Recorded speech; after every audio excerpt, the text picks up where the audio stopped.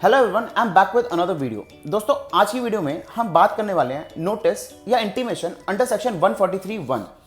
दोस्तों, notice under section 143(1) सबसे ज़्यादा क्वेरी का टॉपिक है, जिससे लोगों को ये लगता है कि मेरे को ये नोटिस आया ही क्यों। क्या इस नोटिस का मतलब मेरी इनकम टैक्स डिपार्टमेंट में कोई डिमांड पेंडिंग है, या इस नोटिस से मेरे को डरना चाहिए या नहीं। तो दोस्तों, इन सब क्वेश्चन के आंसर्स के लिए सबसे पहले तो ये देख लेते हैं कि 143(1) का नोटिस आता किसे है और क्यों है।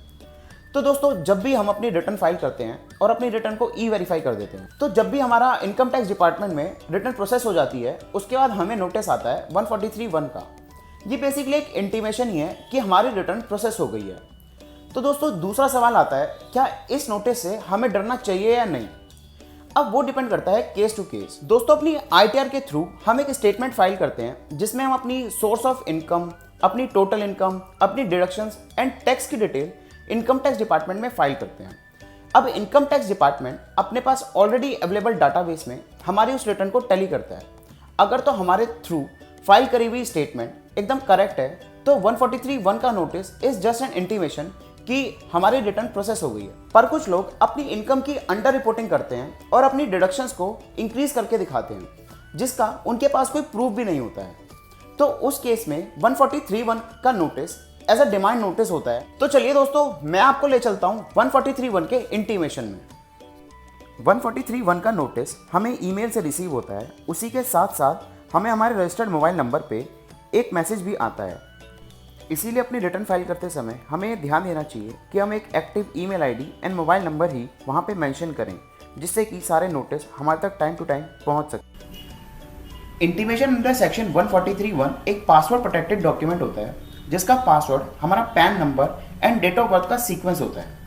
तो यहाँ पे आपको सबसे पहले आपकी कुछ बेसिक इन्फॉर्मेशन दिख जाती है, जैसे कि आपका name, address, assessment year, ITR type and आपका डेट ऑफ फाइलिंग। और तो यहाँ पे हम थोड़ा सा नीचे स्क्रॉल कर लेते हैं। यहाँ पे हमको दिखते हैं दो कॉलम।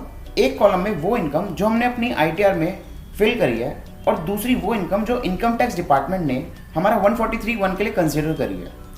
तो यहाँ पे आप देख सकते हैं कि मेरी कैपिटल गेन, अदर सोर्स या मेरा losses of the business, income tax department ने सारा डाटा सेम कंसीडर कर लिया है।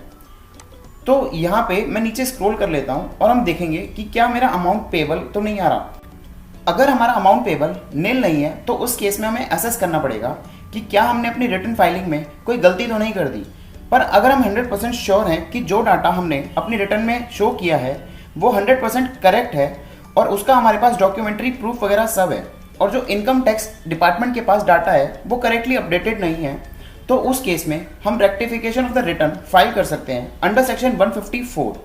पर अगर हमारी रिटर्न में कोई गड़बड़ है, तो उस केस में ये नोटिस ही हमारा डिमांड नोटिस कंसिडर किया जाता है, और हमें अपनी demand with in 30 days of receipt of this notice पे कर देनी होती है।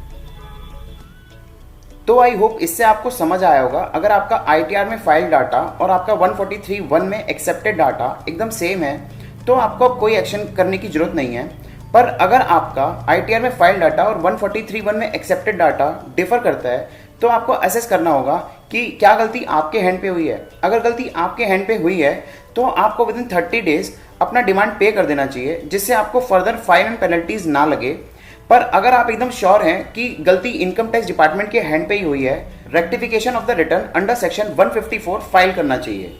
तो दोस्तों, that's it for today's video. I hope you like my video, and in case you like my video, do hit the like button, do subscribe to my channel and let me know in the comment section below कि और किस topic पे आप video देखना पसंद करेंगे। Thank you.